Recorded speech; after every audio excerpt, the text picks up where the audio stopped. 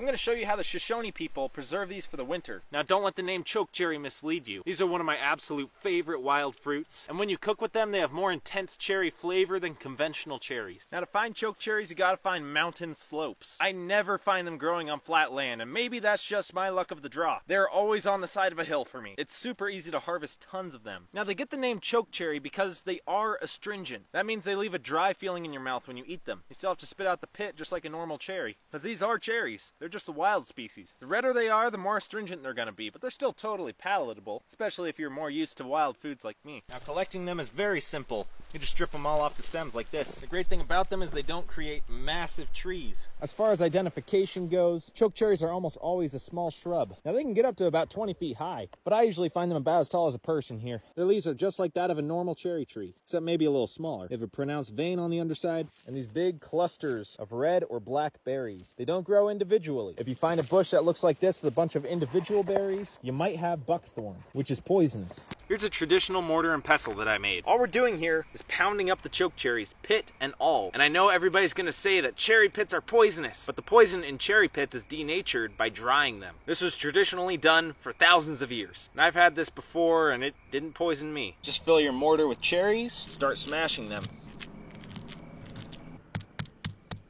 Not everybody loves the texture of those seed fragments. It helps if you grind it finer. You can see the pulp is thickening up a little. I think the pits help it turn into a bit of a paste rather than just straight juice.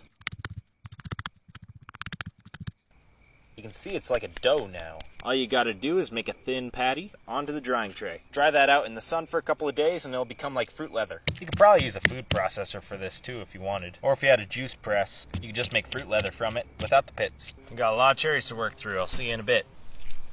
Kind of slap it on one hand and it makes a nice little patty. Push in those edges. I try to keep them a little less than a 1/4 inch thick. And there you go.